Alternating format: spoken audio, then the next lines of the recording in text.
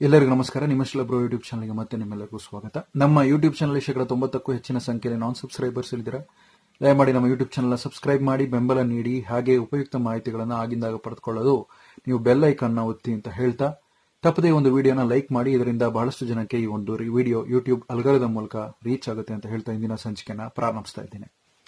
ಇಂದಿನ ಸಂಚಿಕೆಯಲ್ಲಿ ನಾವು ಮಾತಾಡುವಂತ ವಿಚಾರ ಏನು ಅಂತಂದ್ರೆ, ದೇವರ ಒಂದು ದುಡ್ಡಿನ ಬಗ್ಗೆ ಮಾತನಾಡ್ತೀನಿ. ಇದೇನಪ್ಪ ದೇವರ ದುಡ್ಡು, ಗಾಡ್ಸ್ ಮನಿ ಅಂತ ನೀವು ಕೇಳ್ಬೋದು.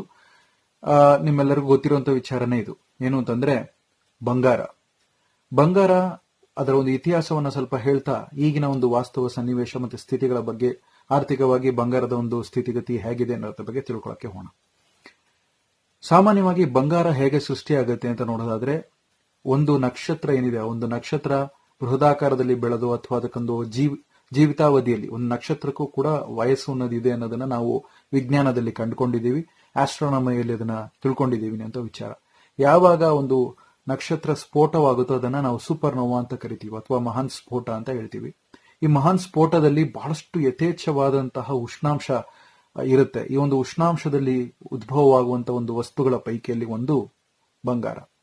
ತುಂಬಾ ವಿರಳವಾದಂತಹ ಈ ಒಂದು ವಸ್ತು ಏನಿದೆ ಬಂಗಾರ, ಹಲವಾರು ಕೋಟಿಗಟ್ಟಲೆ ಲೈಟ್ ಇಯರ್ಸ್ಗಳು, ಜ್ಯೋತಿರ್ವರ್ಷಗಳ ದೂರದಲ್ಲಿ ಸ್ಫೋಟವಾದಾಗ ಈ ಚಿನ್ನದ ಒಂದು ವಸ್ತುಗಳು ಏನಿದೆ ಎಲ್ಲವೂ ಸಹ, ಈ ಮೆಟಲ್ ಅಂತ ಏನ್ ಕರಿತೀವಿ, ನೋಬಲ್ ಮೆಟಲ್ ಅಂತ ನಾವೇನು ಹೇಳ್ತೀವಿ, ಎಲ್ಲವೂ ಸಹ ಛಿದ್ರವಾಗಿ ಬೇರೆ ಬೇರೆ ಕಡೆ ಹೋಗಿ ಬೀಳುತ್ತೆ ಅನ್ನುವಂಥ ವಿಚಾರ.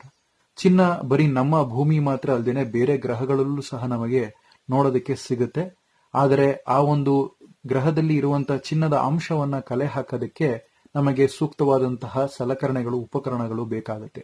ಅದರಲ್ಲೂ ಸ್ಯಾಟಲೈಟ್ ತಂತ್ರಜ್ಞಾನದ ಒಂದು ನೆರವು ಬೇಕಾಗುತ್ತೆ. ಅದರ ನೆರವಿನ ಮೂಲಕ ಮೆಟೀರಿಯಾಲಜಿಕಲ್ ಸರ್ವೆ ಅಂತ ನಾವು ತಗೊಂಡು, ಆ ಮೆಟೀರಿಯಾಲಜಿಕಲ್ ಸರ್ವೆಯಲ್ಲಿ ಒಂದೊಂದು ಕ್ಷೇತ್ರದಲ್ಲಿ ಎಷ್ಟು ಪ್ರಮಾಣದಲ್ಲಿ ಚಿನ್ನ ಇದೆ ಅನ್ನೋದನ್ನ ನಾವು ಅದರಲ್ಲಿ ಸರ್ವೆ ಮಾಡೋದ್ರ ಮೂಲಕ ತಿಳ್ಕೊಬಹುದು, ಸಮೀಕ್ಷೆ ಮಾಡೋದ್ರ ಮೂಲಕ ನಮಗೆ ಗೊತ್ತಾಗುತ್ತೆ ಅನ್ನುವಂಥ ವಿಚಾರ. ಈಗ ಚಿನ್ನ ಅನ್ನೋದು ಒಂದು ನೋಬಲ್ ಮೆಟಲ್ ಅಂತ ನಾನು ಹೇಳ್ತಾ ಇದ್ದೆ. ಈ ಚಿನ್ನದ ಒಂದು ಬೇಡಿಕೆ ಇತ್ತೀಚಿನ ದಿನಗಳಲ್ಲಿ ಬಹಳಷ್ಟು ವೇಗವಾಗಿ ಬೆಳೀತಾ ಇದೆ. ದಿಸ್ ಇಸ್ ಕಾಲ್ಡ್ ಗಾಡ್ಸ್ ಮನಿ ಅಂತ ಹೇಳ್ತಾರೆ. ಯಾರು ಇದನ್ನ ಹೇಳ್ತಾರೆ ಗಾಡ್ಸ್ ಮನಿ ಅಂತಂದ್ರೆ, ಖ್ಯಾತ ಲೇಖಕರಾದಂತಹ ರಾಬರ್ಟ್ ಕಿಯೋಸಾಕಿ ಅವರು ಹೇಳ್ತಾರೆ. ಯಾರು ರಾಬರ್ಟ್ ಕಿಯೋಸಾಕಿ ಅಂತಂದ್ರೆ, ರಿಚ್ ಡ್ಯಾಡ್ ಪೂರ್ ಡ್ಯಾಡ್ ಅನ್ನುವಂಥ ಒಂದು ಪುಸ್ತಕದ ಬಗ್ಗೆ ನೀವು ಎಲ್ಲರೂ ಕೇಳಿರ್ತೀರಾ. ಈ ರಿಚ್ ಡ್ಯಾಡ್ ಪೂರ್ ಡ್ಯಾಡ್ ಅನ್ನುವಂಥ ಪುಸ್ತಕ ಬರೆದವರೇ ರಾಬರ್ಟ್ ಕಿಯೋಸಾಕಿ. ಅವ್ರು ಹೇಳೋದೇನಂದ್ರೆ, ವೈಯಕ್ತಿಕವಾಗಿ ಅವರ ಬಳಿ ಫಿಸಿಕಲ್ ಗೋಲ್ಡ್ ಇದೆ ಅನ್ನುವಂಥ ವಿಚಾರವನ್ನ ಹೇಳ್ತಾ ಹೋಗ್ತಾರೆ. ಇದು ಗಾಡ್ಸ್ ಮನಿ ಅಂತಾನು ಹೇಳ್ತಾರೆ ಅವರು. ಚಿನ್ನಕ್ಕೆ ಯಾಕೆ ಇಷ್ಟೊಂದು ಬೇಡಿಕೆ ಇದೆ, ಚಿನ್ನದ ಒಂದು ಮೌಲ್ಯ ಯಾಕೆ ಏರ್ತಾ ಇದೆ ಅನ್ನೋದ್ರ ಬಗ್ಗೆ ನಾವು ನೋಡೋದಾದ್ರೆ, ಈಗಿನ ಒಂದು ಆರ್ಥಿಕ ಸನ್ನಿವೇಶಗಳನ್ನ ನಾವು ಗಮನಿಸಬೇಕಾಗತ್ತೆ. ನಮ್ಮ ಒಂದು ದೇಶವನ್ನು ಹೊರತುಪಡಿಸಿ ನೋಡೋದಾದ್ರೆ, ವಿಶ್ವದಲ್ಲಿ ಸಹ ಒಂದು ಅತಂತ್ರತೆ ಕಾಡ್ತಾ ಇದೆ ಅನ್ನೋಂಥ ವಿಚಾರ. ಹೇಗೆ ಅತಂತ್ರತೆ ಕಾಡ್ತಾ ಇದೆ, ಇದಕ್ಕೆ ಕಾರಣಗಳು ಏನು ಅಂದ್ರೆ, 2020ರಿಂದ ಸತತವಾಗಿ ಈ ಒಂದು ಅತಂತ್ರತೆ ಮೂಡಿ ಬರ್ತಾ ಇದೆ ಅನ್ನುವಂಥದ್ದು. ಅದರಲ್ಲಿ ಕೊರೋನಾ ಒಂದು ಸಂಕಷ್ಟ ಆಗಿರ್ಬೋದು, ಯುಕ್ರೇನ್ ರಷ್ಯಾದ ಒಂದು ಯುದ್ಧದ ಒಂದು ಸಂದರ್ಭದಲ್ಲೂ ಅಷ್ಟೇ ಒಂದು ಅತಂತ್ರತೆ ಉದ್ಭವವಾಯಿತು. ಇತ್ತೀಚೆಗೆ ಮಿಡಲ್ ಈಸ್ಟ್ ನಲ್ಲಿ ಆಗುವಂತ ಒಂದು ವಿಷಯವಾಗಿರ್ಬೋದು, ಅಥವಾ ಪ್ಯಾಲೆಸ್ಟೈನ್ ಮತ್ತೆ ಇಸ್ರೇಲಿಗೆ ಸಂಬಂಧಪಟ್ಟಂತ ಒಂದು ಕಾನ್ಫ್ಲಿಕ್ಟ್ ಆಗಿರ್ಬೋದು, ಹಾಗೆ ರಿಯಲ್ ಎಸ್ಟೇಟ್ ಮಾರ್ಕೆಟ್ ಚೀನಾದಲ್ಲಿ ಕುಸಿದಿರುವಂತ ಒಂದು ವಿಷಯವಾಗಿರ್ಬೋದು. ಇವೆಲ್ಲವನ್ನು ಗಮನಿಸಿ ನೋಡಿದಾಗ ಜನರಿಗೆ ಅತಂತ್ರತೆ ಯಾವಾಗ ಸೃಷ್ಟಿಯಾಗ್ತಾ ಹೋಗುತ್ತೋ ಅವಾಗ ಅವರು ಒಂದು ಸುಭದ್ರತೆಗೋಸ್ಕರ, ಒಂದು ಸೆಕ್ಯೂರಿಟಿಗೋಸ್ಕರ ಚಿನ್ನವನ್ನ ಖರೀದಿ ಮಾಡೋದಕ್ಕೆ ಮುಂದಾಗ್ತಾರೆ ಅನ್ನುವಂಥ ವಿಚಾರ. ಹಾಗೇನೆ ಚೈನಾ ಸರ್ಕಾರವೂ ಸಹ ಏನ್ ಮಾಡ್ತಾ ಇದೆ, ಈ ಹಿಂದೆ ಚೈನಾ ಸರ್ಕಾರ ಬಳಿ US ಟ್ರೆಷರಿ ಬಾಂಡ್ಸ್ ಗಳಿತ್ತು. ಟ್ರೆಷರಿ ಬಾಂಡ್ಸ್ ಅನ್ನೋದು US ಅಂದ್ರೆ ಅಮೆರಿಕ ದೇಶದ ಒಂದು ಬಾಂಡ್ ಆಗಿರುತ್ತೆ. ಇದು 10 ವರ್ಷದ ಒಂದು ಅವಧಿ ಇರುವಂತಹ ಬಾಂಡ್ ಆಗಿರುತ್ತೆ.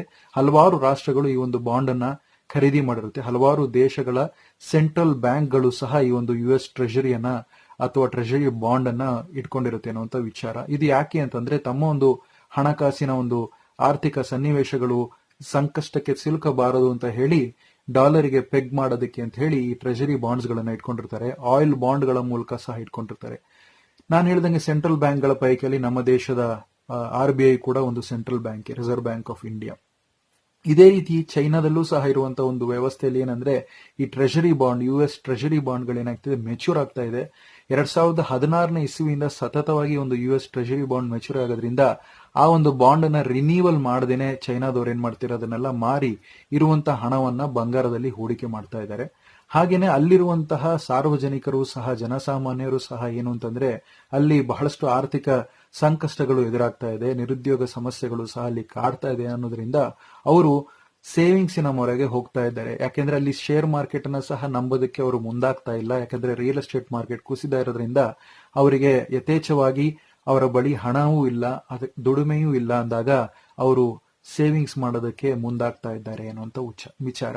ಉಳಿತಾಯ ಹೇಗೆ ಮಾಡಬೇಕು ಅನ್ನೋದಕ್ಕೆ ಅವರು ಪ್ರತ್ಯೇಕವಾದಂತಹ ಇನ್ಫ್ಲೂಯೆನ್ಸರ್ಸ್ ಗಳ ಮೂಲಕ ತಮ್ಮ ಒಂದು ಉಳಿತಾಯವನ್ನು ಹೆಚ್ಚಿಸೋದಕ್ಕೆ ಮುಂದಾಗ್ತಾ ಇದ್ದಾರೆ. ಹಾಗೆ ಸಣ್ಣ ಸಣ್ಣ ಒಂದು ಪ್ರಮಾಣದಲ್ಲಿ ಬಂಗಾರವನ್ನ ಖರೀದಿ ಮಾಡ್ತಾ ಇದ್ದಾರೆ. ಅಲ್ಲಿ ಆ ಒಂದು ಸಣ್ಣ ಸಣ್ಣ ಪ್ರಮಾಣದಲ್ಲಿ ಒಂದೊಂದು ಮನೆಗಳಲ್ಲೂ ಸಹ ಬಂಗಾರದ ಖರೀದಿಗಳು ಮುಂದಾಗ್ತಾ ಇರೋದ್ರಿಂದ ಅಲ್ಲಿ ಬಂಗಾರದ ಡಿಮ್ಯಾಂಡ್ ಹೆಚ್ಚಾಗ್ತಾ ಇದೆ. ಚೈನಾ ದೇಶವೂ ಸಹ ಈ ಗೋಲ್ಡ್ ಬಾಂಡ್ ನ ಅಥವಾ ಗೋಲ್ಡ್ ನ ಖರೀದಿ ಮಾಡ್ತಾ ಇದೆ. ಈ ಒಂದು ಟ್ರೆಷರಿ ಬಾಂಡ್ ನ ಮಾರ್ಬಿಟ್ಟು ಮತ್ತೆ ಅಲ್ಲಿರುವಂತಹ ಹೌಸ್ ಹೋಲ್ಡ್ಸ್ ಅಂತ ಕರೆಯಲ್ಪಡುವಂತಹ ಅಲ್ಲಿನ ಸಾರ್ವಜನಿಕರು ಸಹ ರಿಟೇಲ್ ಮಾರ್ಕೆಟ್ ಸಹ ಬಂಗಾರದತ್ತ ತಮ್ಮ ಒಂದು ಸೇವಿಂಗ್ಸ್ ನ ಅಥವಾ ಉಳಿತಾಯವನ್ನ ಆ ಕಡೆಗೆ ಪಲಾಯನ ಮಾಡ್ತಾ ಇದೆ, ಅಂದ್ರೆ ವಾಲ್ತಾ ಇದೆ ಅನ್ನುವಂತ ವಿಚಾರ. ಹೀಗಿರ್ಬೇಕಾದ್ರೆ ಬಂಗಾರದ ಒಂದು ಡಿಮ್ಯಾಂಡ್ ಹೆಚ್ಚಿಗೆ ಆಗ್ತಾನೆ ಇದೆ ಅನ್ನುವಂತ ವಿಷಯ. ಇದು ಮ್ಯಾಕ್ರೋ ಎಕನಾಮಿಕ್ ಸನ್ನಿವೇಶದಲ್ಲಿ ನೋಡಿದಾಗ ಅಸ್ಥಿರತೆ ಯಾವಾಗ ಜಾಸ್ತಿ ಇರುತ್ತೋ ಯುದ್ಧದ ಒಂದು ಸಂದರ್ಭದಲ್ಲಿ ಸಹ ಬಂಗಾರದ ಒಂದು ಬೇಡಿಕೆ ಜಾಸ್ತಿ ಆಗುತ್ತಾ ಹೋಗುತ್ತೆ. ಯಾಕಂದ್ರೆ ಬಂಗಾರ ಯಾವುದೇ ರೀತಿಯಾದಂತಹ ಮಾರ್ಕೆಟ್ಗೆ ಲಿಂಕ್ ಆಗಿಲ್ಲ ಅನ್ನುವಂತ ವಿಚಾರ. ಇದೇ ಷೇರು ಮಾರ್ಕೆಟ್ ಆಗಿದ್ರೆ ಪ್ರತ್ಯೇಕವಾದಂತಹ ಒಂದು ಎಕ್ಸ್ಚೇಂಜ್ ಇರುತ್ತೆ, ಪ್ರತ್ಯೇಕವಾದಂತಹ ಒಂದು ಬೇಡಿಕೆ ಮತ್ತೆ ಸಪ್ಲೈ ಇರುತ್ತೆ. ಒಂದು ಕಂಪನಿಯ ಷೇರಿನ ಒಂದು ವಹಿವಾಟಿಗೆ ಸಂಬಂಧಪಟ್ಟಂತೆ ಆ ಒಂದು ಬೇಡಿಕೆ ಮತ್ತೆ ಇರುವಂತಹ ಸಪ್ಲೈಗೆ ಸಂಬಂಧಪಟ್ಟಂತೆ ಆ ಒಂದು ಷೇರಿನ ಮೌಲ್ಯದ ಕುಸಿತ ಅಥವಾ ಏರಿಕೆ ಕಾಣ್ತಾ ಇರುತ್ತೆ ಅನ್ನುವಂತ ವಿಚಾರ. ಯುದ್ಧವು ಸಂಭವಿಸಿದಾಗ ಏನಾಗುತ್ತೆ ಅಂದ್ರೆ ಈ ಶೇರ್ ಮಾರ್ಕೆಟ್ ನ ಬೆಲೆ ಬಹಳಷ್ಟು ದೊಡ್ಡ ರೀತಿಯಾದಂತಹ ಹೊಡೆತ ಬೀಳುತ್ತೆ, ಮತ್ತೆ ಕಂಪನಿಗಳ ಶೇರ್ಗಳು ಯಥೇಚ್ಛವಾಗಿ ಕೆಳಗೆ ಹೋಗುತ್ತೆ ಅನ್ನುವಂತ ವಿಷಯ. ಈ ರೀತಿಯಾದಂತಹ ಅತಂತ್ರ ಸನ್ನಿವೇಶಗಳು ಉದ್ಭವ ಆಗುತ್ತೆ ಅಥವಾ ಒಂದು ಅತಂತ್ರತೆ ಉದ್ಭವವಾದಾಗ ಜನರು ಸೇಫ್ ಆಗಿ ತಮ್ಮ ಒಂದು ಇನ್ವೆಸ್ಟ್ಮೆಂಟ್ ನ ಅಥವಾ ತಮ್ಮ ಒಂದು ಉಳಿತಾಯವನ್ನ ಒಂದು ಕಡೆ ಇಡಬೇಕು ಅಂದಾಗ ಫಿಸಿಕಲ್ ಗೋಲ್ಡಿನತ್ತ ಧಾವಿಸ್ತಾರೆ ಅನ್ನುವಂತ ವಿಚಾರ. ನಮ್ಮ ದೇಶದಲ್ಲಿ ಇತ್ತೀಚೆಗೆ ಅಕ್ಷಯ ತೃತೀಯ ಬಂದೋಗಿದೆ. ಅಕ್ಷಯ ತೃತೀಯದಲ್ಲಿ ಬಹಳಷ್ಟು ಜನ ಸಹ ಏನ್ ಮಾಡ್ತಾರೆ, ಈ ಒಂದು ಕಾಲಘಟ್ಟದಲ್ಲಿ ಚಿನ್ನವನ್ನ ಖರೀದಿ ಮಾಡೋದನ್ನ ನಾವು ಗಮನಿಸಿರ್ತೀವಿ. ಈ ಎಲ್ಲಾ ಬೇಡಿಕೆಗಳು ಹೆಚ್ಚಾಗ್ತಾ ಹೋದಂಗೂ ಚಿನ್ನದ ಮೇಲಿನ ಒಂದು ಬೇಡಿಕೆ ಕೂಡ ಹೆಚ್ಚಾಗ್ತಾ ಹೋಗ್ತಾ ಇದೆ ಅನ್ನುವಂತ ವಿಚಾರ. ಆ ಒಂದು ಕಾರಣದಿಂದನೇ ಚಿನ್ನ ಏರಿಕೆ ಆಗ್ತಾ ಇದೆ ಅನ್ನುವಂತ ಒಂದು ವಿಷಯ. ಮತ್ತೊಂದು ವಿಶೇಷವಾದಂತ ವಿಚಾರ ಏನು ಅಂತಂದ್ರೆ ಚಿನ್ನ ಏರೋದಕ್ಕೆ ಇನ್ನೊಂದು ಕಾರಣ ಇಂಟ್ರೆಸ್ಟ್ ದರಗಳ ಒಂದು ಏರಿಳಿತಗಳು ಕೂಡ. ಯಾವ ಒಂದು ಸೆಂಟ್ರಲ್ ಬ್ಯಾಂಕ್ಗಳು ಇಂಟ್ರೆಸ್ಟ್ ದರವನ್ನ ಕೆಳಗಿಳಿಸುತ್ತೋ ಜನರು ಅವಾಗ ಈ ಒಂದು ಷೇರಿನ ಕಡೆ ಹೋಗೋದಕ್ಕೆ ಹೆದರ್ತಾರೆ. ಯಾಕಂದ್ರೆ ಷೇರಿನ ಒಂದು ಬೆಲೆಗಳು ಕುಸಿತ ಹೋಗುತ್ತೆ. ಶೇರ್ ಮಾರ್ಕೆಟ್ ಕುಸಿತವನ್ನ ಕಂಡಾಗ ಏನಾಗುತ್ತೆ ಅಂತಂದ್ರೆ ಬಂಗಾರದ ಒಂದು ಬೇಡಿಕೆ ಹೆಚ್ಚಾಗುತ್ತೆ, ಬಂಗಾರದ ದರದಲ್ಲಿ ಏರಿಕೆಯನ್ನ ಕಾಣಬಹುದು ಅನ್ನೋ ವಿಚಾರ. ಅದನ್ನ 2020 ಕೊರೋನಾ ಸಂದರ್ಭದಲ್ಲೂ ನಾವು ನೋಡಿದೀವಿ. ಈಗ ಏನಂತಂದ್ರೆ ಫೆಡ್ ಅಂತ ಕರೆಯಲ್ಪಡುವಂತಹ ಫೆಡರಲ್ ರಿಸರ್ವ್ ಅಮೆರಿಕದಲ್ಲಿ ಇಂಟ್ರೆಸ್ಟ್ ರೇಟ್ ಅನ್ನ ಏರಿಸ್ತೀವಿ ಅಂತ ಹೇಳ್ತಾ ಇದ್ದಾರೆ. ಅದು ಯಾವಾಗ ಏರಿಸ್ತಾರೆ ಅಂತ ಹೇಳಲಿಕ್ಕೆ ಬರೋದಿಲ್ಲ, ಅಥವಾ ಈ ಒಂದು ಏರಿಸಿದಂತ ಇಂಟ್ರೆಸ್ಟ್ ರೇಟ್ ಅನ್ನ ಕೆಳಗೆ ಇಳಿಸ್ತೀವಿ ಅಂತಾನು ಹೇಳಿದ್ರಾಗೂ ಯಾವಾಗ ಇಳಿಸ್ತಾರೆ ಅಂತಾನು ನಮಗೆ ಗೊತ್ತಾಗೋದಿಲ್ಲ. ಇದನ್ನ ಗೊತ್ತಾಗಬೇಕು ಅಂತಂದಾಗ ನಾವ್ ಏನ್ ಮಾಡ್ಬೇಕು ಅಂದ್ರೆ ಆ ದೇಶದ ಅಂದ್ರೆ ಅಮೆರಿಕದ ಒಂದು ಫೆಡರಲ್ ರಿಸರ್ವ್ ನ ಒಂದು ಇಂಟ್ರೆಸ್ಟಿನ ಒಂದು ದರಗಳ ಬಗ್ಗೆ ನಮ್ಮ ಮಾಹಿತಿ ಇದ್ದಾಗ ನಮಗೆ ಅದರ ಬಗ್ಗೆ ಒಂದು ಮಾಹಿತಿ ಇದ್ದಾಗ ಮಾತ್ರ ನಮಗೆ ಒಂದು ನಿರ್ಧಾರವನ್ನು ತಗೊಳಕ್ಕಾಗುತ್ತೆ ಅನ್ನೋ ವಿಚಾರ.